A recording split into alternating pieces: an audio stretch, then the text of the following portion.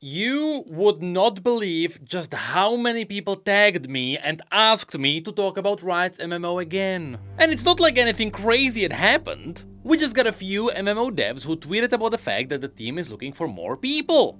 We've talked about that before. And because I got tagged so much, you know what? Sure.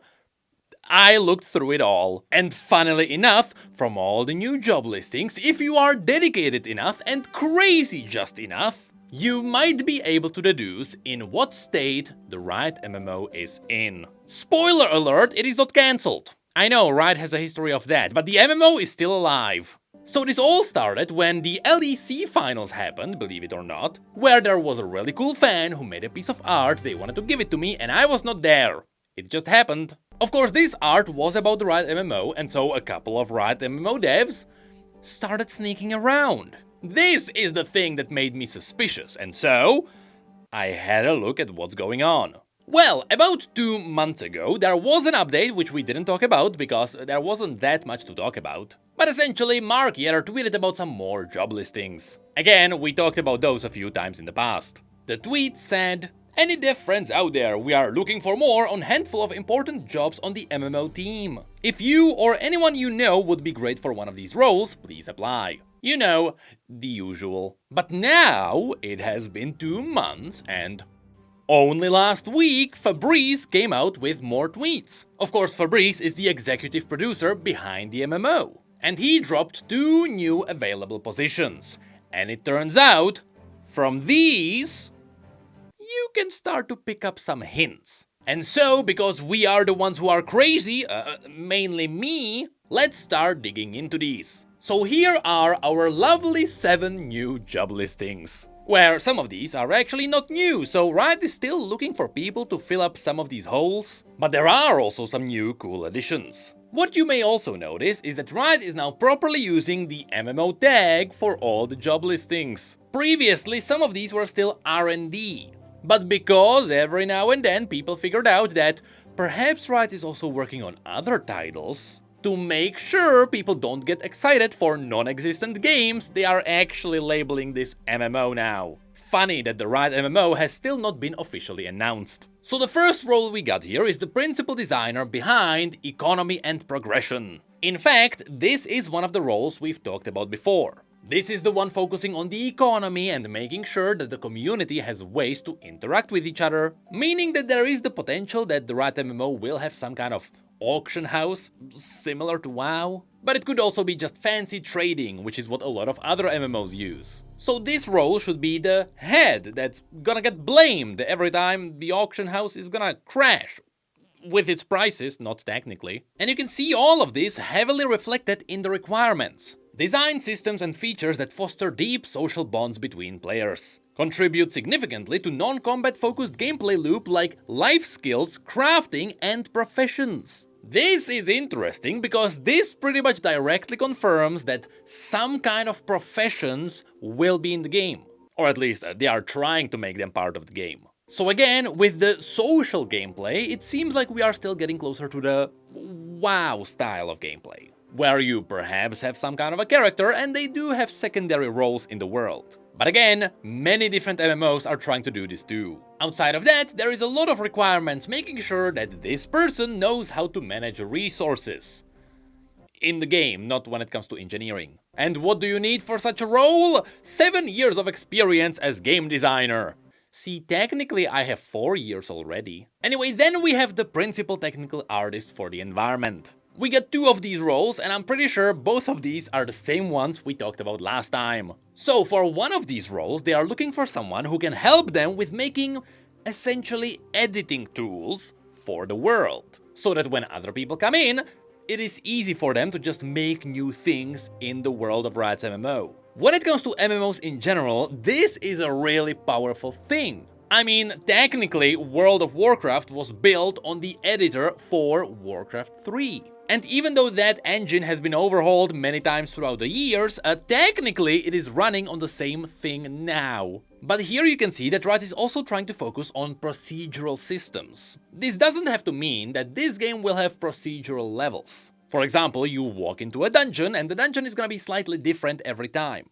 Instead, this can be just a tool to speed up building the environment. In fact, they ask for a really specific thing. Champion procedural content systems, for example, Houdini-based or in-game PCG tools, that enable high-volume, high-fidelity content creation while supporting player-driven world dynamics. What's kinda cool here is that here Riot is specifically asking for people to know how to work with Houdini, which, for those of you who don't know, is a slightly more free and even more open version of Blender. And they want to focus on this tool as well as other PCGs, because of course, Riot is working in Unreal Engine, and Unreal Engine got really cool new tools for generating worlds. And so they are asking for someone who is just really good with these tools. In fact, as a cool detail, you can see all of this being underlined in the requirements. 8 years of experience as a technical artist with strong emphasis on world building or environmental art systems.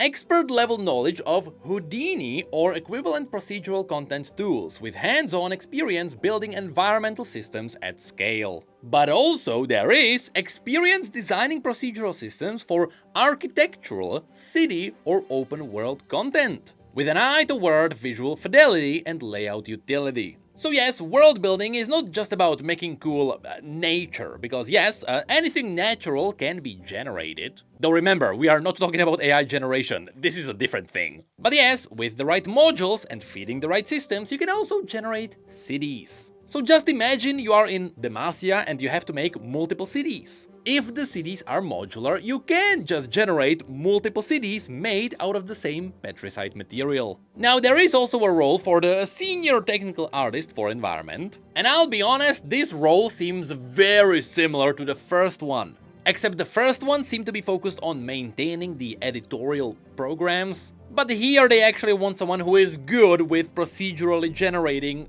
the environment. Though even here they ask for maintaining some of the tools, so the differences between these two jobs are not that big. The key point is, they need procedural generation and they are using Unreal Engine 5, which we already know. Although there is this interesting line, contribute to the visual and technical evolution of the world, ensuring our tools keep pace with the ever-expanding ecosystem of environments, systems and gameplay needs. On one side, sure, every MMO is expanding in some way, but could this mean that Riot actually wants to have a dynamic world that is changing with the events? That would be cool to see, but every MMO that has ever done this figured out that it is a nightmare. Then there is also another role that is kinda vague, but it is necessary for development, which is a senior technical producer. Essentially, they need someone to oversee the core pipelines for the entire game. But to really break it down and to tell you what Riot is actually looking for, they are essentially looking for the people who made 2xKO. Because I don't know if you've tried it, but if you play a match of 2xKO where both people are literally from the other side of the world, you experience virtually no lag.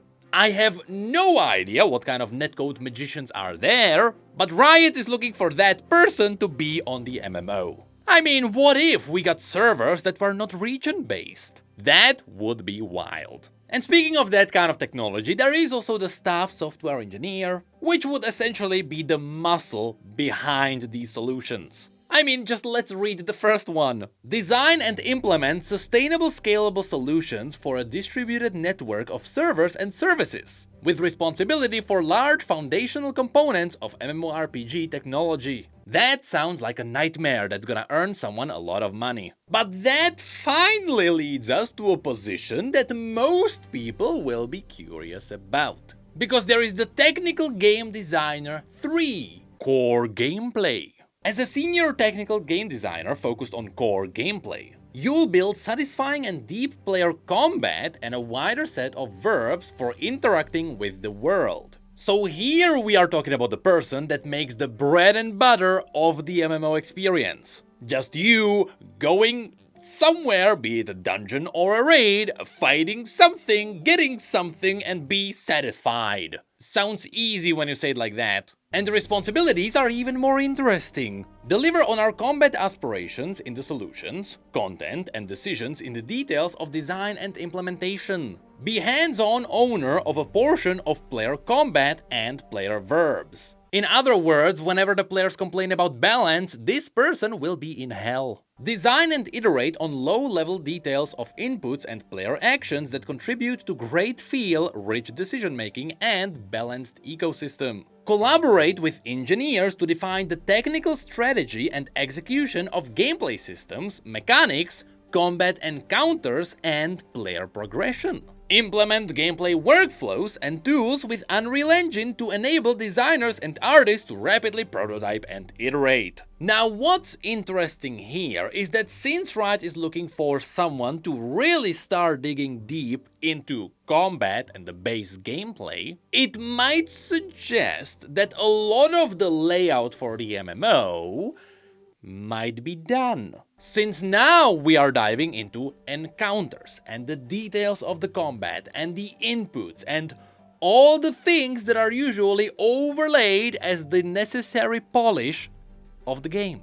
Again, you would have to be crazy to think that maybe the MMO is actually moving forward. But who knows, it seems like that's where we are. And this is only further underlined with the next position. Technical Game Designer 3. Sandbox and AI. Now, to quickly let you know, when we are talking about AI, we're talking about NPC AI, not what's happening with the world. As a senior technical game designer focused on the sandbox and AI, you'll build AI, content components, and encounters that create a living and delightful world. You will also help designers and engineers build and expand our engine capabilities, creating powerful tools that can empower other designers to make varied and delightful NPCs and content. Now, the responsibilities make this even more interesting.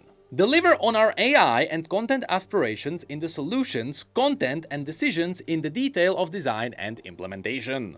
Be hands-on owner of a portion of the NPC AI and encounters. You see, this is just as interesting as the position before, because now we are talking about someone who is making the AI for the NPCs, which means they are gonna be dealing with not only the world, but also the bosses and the encounters. Now, once again, you would have to be crazy to think that there is the chance that Riot is now designing the raids and the dungeons, meaning that the base layout of the MMO could be getting done. But yes, that is kind of what I'm getting from this. But unfortunately, that is it for the job listings. So, what did we learn? We learned that for some of the positions, it takes Riot a while to get someone to do the job. Be it because they just need someone who is really experienced, or because everyone is afraid of it. But also, from the job listings that are popping up as new ones, you can kind of see how the MMO is actually progressing. We went from the general artists and someone who made modules for the environments into positions that now started building the world using those tools. And now we are getting into the combat phase and the core loop and anything else that is part of the core experience. And so, you know what? At this pace, the 2030 release date seems plausible. And I mean, hey, it doesn't sound that crazy, because if you have a look at the date, it's gonna be only 4 years in a few months.